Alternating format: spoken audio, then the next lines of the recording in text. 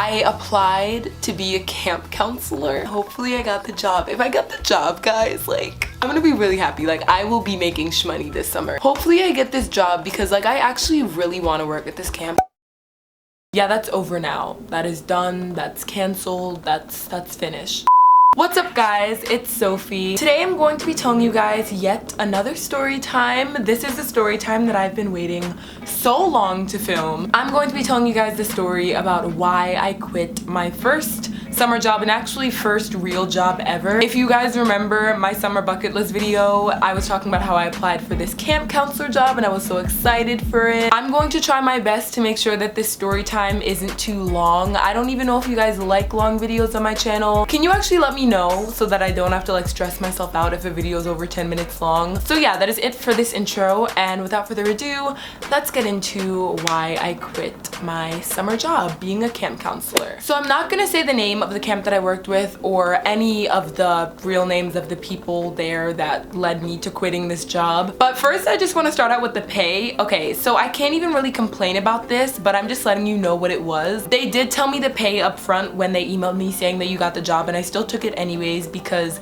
that was my first job and it was better than nothing, so I took it. So basically it was $225 a week. Not that bad, but the hours that we were working, so if you add it up, we were making less than half of minimum wage an hour, and minimum wage is like $11, $11.50. We were making less than half an hour, and we were working 9.5 to 10 hours a day, every single day, well, Monday through Friday. But that wasn't really why I quit, but the pay sucked. Like, I think that we can all agree that with the hours that I was working, the pay sucked. But now into like the reasons why I quit. So the first story was being a bus counselor, the bus counselor story. I was a counselor, I was a camp counselor for a group of kids, and this happened while we were doing training days. So I had 3 training days before the kids actually arrived, and on the second day of training, I was sitting in the cafeteria waiting for it to start, and I was talking to the other counselors that were with me, and I found out about being a bus counselor. One of the guys that was talking to me, he was a counselor before at the same camp. He used to be a counselor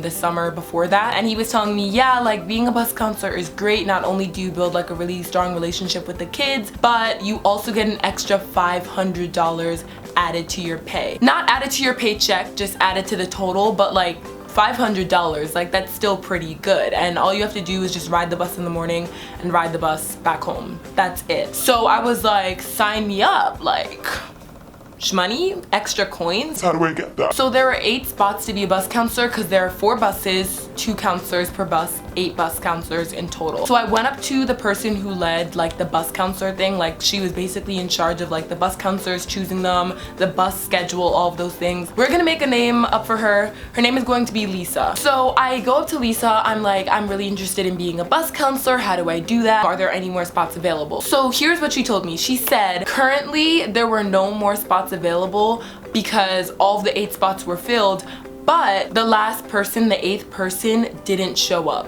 Like, he just wasn't there. To be a bus counselor, you need to do CPR training, and she was just like, if he doesn't show up by the time that we do CPR training, I'll have you come with us and you can be a bus counselor. I was like, lit, like, okay. In my mind, I was like praying that he did not show up. I was like, please don't let him show up. Please don't let him show up. And he didn't. He never showed up. When it was time for all the bus counselors to go to CPR training, then Lisa was just like, come on guys, let's go. And then she called me to come with them. She was like, oh, Sophie, come on, he didn't show up, let's go. So I was like, okay. So we all went to CPR training, and CPR training lasted like an hour and 45 minutes. I think like an entire hour had already gone by when this happened, but after an hour, we still had like 45 minutes left. The 8th person walks in. He comes in, but he was just extremely late, not only to CPR training but to work, because CPR training started like an hour after work started. We all saw him walk in. Lisa was in the room too. We all saw him walk in. At the end of CPR training, like now there are 9 people in the room, like including me. There are 9 people now because we thought that he wasn't showing up, but then he came anyways, just really late. After CPR training is over, then she still continues to ask like, Sophie, give me your email so I can tell you what bus you're on, like your schedule and everything. I was like, lit, okay. That day, all the bus counselors had to do a bus tour, which is basically like you have to go on your route, like you sit on the bus and you go on your route for the bus. She was like, at 2 p.m. you can just come down to the main entrance and then you guys can get onto your buses and then take your bus route. Like we were just gonna do our bus tour, and we were like, okay, cool. 2 p.m. rolls around and we come back downstairs. We're like, okay, we're about to go to the bus tour now. She comes back to us and then she's like, oh guys, I'm really sorry, I made a mistake. It's actually 3 p.m. not 2 p.m. so you guys can just go back up to the gym, which I had no problem with. Like we were having fun in the gym anyways, doing cheers, getting ready for camp, all those things. So we were like, okay, sure, we'll just come back down in an hour. So we were on our way back up to the gym when Lisa stops me. She's like, Sophie, can I talk to you for a sec? I was like, sure. So she pulls me to the side. Mind you, this is after she gave me my bus schedule, she gave me what bus I was on, she had me go through the rest of CPR training, all of this. This is all after that. She was like, do you know that last person that came in really late into CPR training? I was like, yeah, I saw him come in. He was like really late. And then she was like, yeah, that was the 8th person. So we're actually not gonna have you be a bus counselor. You're actually just gonna be a sub. And I was like,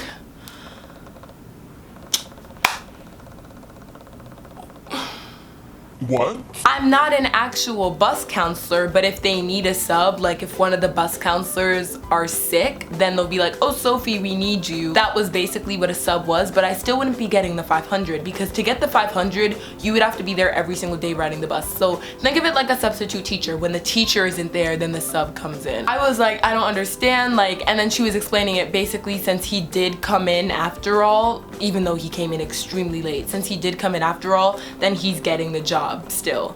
And I was like, This is not adding up. I still didn't quit after that because if I had never even known about the bus counselor situation, I still would have kept the job. So I was like, you know what, whatever. I got over it after a day, it was fine, but that was like, that just really pissed me off because the thing is, she knew who he was when he walked in. Lisa couldn't have just like pulled me aside and been like, hey Sophie, since he came in, we're actually not gonna need you anymore. I'm really sorry, thanks though. That's like fine. Like I would have been a little bit pissed off because he came in really late and still got it, but whatever. So I would have been like, fine. She still had me go through the rest of CPR training. Then she still continued to be like, Sophie, what bus do you want to be on? What bus route? Give me your email so I can give you your bus schedule and everything. Like she still continued to make me believe that I was going to be a bus counselor still. So like, I don't, oh my gosh, it just pissed me off. That really pissed me off, but camp hadn't even started yet, so I wasn't gonna quit. Like camp didn't even start. So I was like, you know what, when my kids come and I'm like an actual counselor, it'll be great, it'll be fine. Now on to thing number 2. This was basically like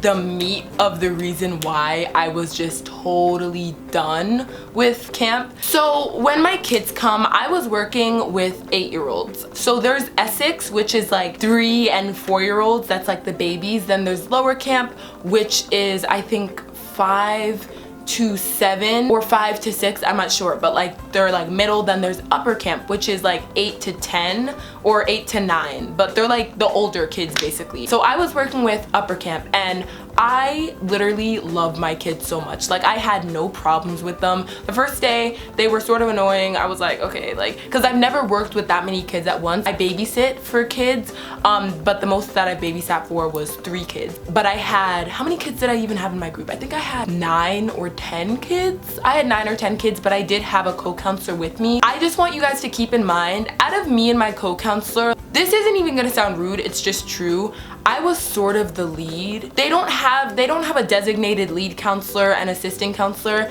but if somebody were to spend a day with our group, then they would have been able to tell like Sophie's sort of the lead counselor. They listened to me more. I sort of took the lead on things more, so it was sort of like that. Like they just listened to me more. I was the lead counselor basically. And my boss could see that. My boss, I'm not gonna say her actual name. Let's say that her name was Catherine. But we don't call them boss, we call them a division leader. So it's like I have my group and then my boss is the division leader. Even Catherine would always tell me like, oh my gosh, Sophie, you're doing like such an amazing job. And so a week goes by, everything's smooth. Like I love my kids so much. Like it's so much fun working with them. On Thursday of week 1, I get pulled aside by my division leader and the division. So there's a division leader for each group. So there's one for Essex, the babies, lower camp, and then upper camp. So the division leaders for upper camp and then the division leaders for Essex were all in one room, and they pulled me aside and they were like, Sophie, you're not in trouble, but we just wanted to talk to you. I was like, sure, okay. Basically what they pulled me aside to tell me was that they were moving me to Essex, that they were moving me to work with the babies. And what they told me, they were just like kissing my ass the entire time. My division leader was just like, you're like our best counselor, you're doing so well, and we think that you'd be really good in Essex because we need more staff for Essex. If you watched my last story time, then you know how much of a pushover I am. When I signed up to do this job, they ask you what age you want to work with, and I told them that I wanted to work with the older kids, and they put me with the older kids. Even during my interview, she asked like, which age are you best with, and I told her that I wanted to work with the older kids, and they were just like, okay. And a week goes by of me working with the older kids and everything was fine. And I wanted to be like, no, I really want to stay with my group. Me being the person that I am, I was like, oh yeah, sure, totally fine, thank you. Like that's literally what I said. I was like, yeah, no, it's no problem at all. If you're working with the same kids for a week, 10 hours a day, you're gonna grow bonds with all of them, like all of them. And that's exactly what happened. Like when I would leave for my lunch break, they would like chase after me and be like, oh my gosh, don't go. Like they literally did that because you're working with kids every single day. That's 50 hours for that entire week, 50 hours with the same kids. So you're obviously going to grow some type of bond with all of them, which is exactly what I did. So I went home and I told my parents about it, and my mom like hates the fact that I'm such a pushover. She's like, no, you have to say what you want. You have to go tell them that you don't want to work with the younger kids. When you're working with Essex, there's not a lot that you can do. You can't just take them to the park whenever you want. You can't do all of these things with them like you can do for the older kids. Like the majority of the time with Essex is staying in the building. Like they're 3 and 4. You can't just be like, let's go to the park, guys. Like no, you can't do that. So I emailed her that night. I was like, Catherine, I know that I said that I was willing to work with Essex, but I thought about it with my parents, and I really would prefer to stay with my kids that I already have, the 8-year-olds. And then she sends me an email back. She's like, okay, we'll talk about it on Monday. So I was like, okay. So Friday went by. I didn't go to work on Friday because of some reason. I think it was because I needed to get paperwork. I went and got paperwork on Fridays because there were some forms that I was missing. That was also something that they talked to me about on Thursday. So I come back Monday. I come back week 2. And I go to my regular spot with my 8-year-old kid. I see my co-counselor. I was like, hey, like, what's going on? And I look to my right and I see this new bitch. Who are you? Like this brand new person. I was like, okay, so they've already made the switch. Honestly, what I did was so petty. Basically, I pretended that she wasn't there. I pretended like she was not there. I literally just ignored her existence. And I was like, kids, like who needs to use the bathroom? Because in the morning they have to do bathroom runs, like throughout the day they have to do that. So they all raised their hands. They were like, Sophie, we missed you on Friday, let's go. Like, so I took them to the bathroom. And while we were in the bathroom, a girl comes up to us, another counselor, and she was just like, oh, Catherine wanted me to come down and tell you that you're not allowed to be alone with the kids. And I was like, I'm sorry. What? So she was like, yeah, like you can look for her and talk to her, but apparently like she made some type of switch and you're with Essex now, so just wanted to let you know. So while I'm looking for Catherine, the division leader from Essex, she finds me. She's like, oh, Sophie, let me show you to your new room. Like this is the room that you're in. And she like leads me to this room. Like it all happened literally in like a matter of 3 minutes. She leads me to my room. She's like, oh yeah, this is your new room. These are your new kids that you're working with. Like this is it. And then she just like leaves. And I'm like, I'm sorry. what? Like, I was so confused. I was like, what is going on? So Catherine finds me and I'm like all confused, wondering like what's going on, like why was I just switched, what happened? And by the way, she's standing with like the director of the camp, so it's like my division leader, then like the boss, like the director of the camp. He's not even scary, like he's really nice. I think that he was like the nicest person there, and like he runs the whole entire thing. Daniel, let's call him Daniel. So Daniel and Catherine are standing there and they're just like talking to me. So they're like, so Sophie, the reason why you were moved to Essex is because there's actually a rule. There has to be like a certain number of years between the camp counselor and the camper, which makes sense, which is why I didn't question it. That makes total sense. It's just like how there has to be a certain number of years between a teacher and a student in school. Since the kids that I'm working with are 8, I'm 15 years old. So the age limit is 8 years between the camper and the counselor. So I'm 1 year off, basically. Even though I'm turning 16 this November, I'm 1 year off. Since I'm 15 years old as of right now, I can't work with 8-year-old kids. But my problem was, why did you decide to tell me that a week after I worked with 8-year-olds? Because they knew how old I was. In the interview, Catherine was the one that actually interviewed me. She asked me how old I was and I told her, yeah, I'm 15 years old. So she knew, they knew, it was on my forms, it was on my medical records, on my health forms and everything. It said my date of birth, everything on my working papers. So they all knew how old I was. But I still worked with 8-year-olds for an entire week and nobody said anything. So why are you telling me now? It's just like the situation with Lisa. Like, y'all are just like a little bit late in letting people know things. Like, why did you decide to tell me after I had already spent an entire week with these kids? I made bonds with all of these kids. Like, I literally like miss them so much, honestly. Like, I love those kids so much. And also like, the co-counselor that I was working with, he was 20 years old, so he was allowed to work with the kids. Between him and me, I was doing a better job. Like, I'm sorry that I'm gassing myself right now, but I was doing a much better job than my co-counselor. I really just was. They were like, so basically since I'm 15 years old, I had to be a CIT, and if you don't know what that means a counselor in training. So where are the shirts? Where are my shirts? Hold on one second. This is the staff shirt. It's gray, and I'm not gonna show you the name of the camp, it's on the front, but on the back it says staff on it. So this is what I was wearing for the first week at camp because I was a staff member. After that little talk with Catherine and Daniel, they said that since I'm a CIT, not only do I need to work with Essex because the year limit would be passed, but I would have to change my shirt. And I was the youngest person there, by the way, so I was the only person with the new colored shirt. When they told me this, the shirts actually hadn't arrived yet. So they made me actually wear a camper shirt. They made me wear a camper shirt. I'm gonna just try to cover the thing, but the camper shirt is white. So for that day when they talked to me, I had to wear a camper shirt the entire day. It's just like embarrassing because like all of the other counselors that knew me were just like, why are you wearing a camper shirt? So that's what I had to wear. And then my CIT shirt comes and it's, oh my gosh, it's bumblebee yellow. It is sunflower yellow. It is lemon meringue pie yellow. Like, wow. So remember that story that I was telling you guys about? What video was that in? It was in the What I Hate About Summer story when the bee started chasing me when I was like taking the campers back from the pool. It was because I was wearing this bright ass yellow shirt that looks like a sunflower. So yeah, I had to wear that and it was fine. Like, I got used to it. But after the second week, I quit. Since I was a CIT, the 2 counselors that were in the group that I was working with, they didn't really see me as a real counselor, even though like the only reason why I was a CIT is just because of my age. It's just because of my age. I was better at working with the kids than the 20-year-old counselor that I was with prior. But since I was wearing a yellow shirt that said CIT, I wasn't a real counselor anymore. So they technically would take charge of everything. I wouldn't be able to do anything with the kids. I wasn't allowed to like take the kids anywhere, do anything with them. I'm not even a counselor, I'm just a helper. And they literally described me as that. The division leader for Essex, which, oh my gosh, I hate her, by the way. What's her name? What is her name going to be?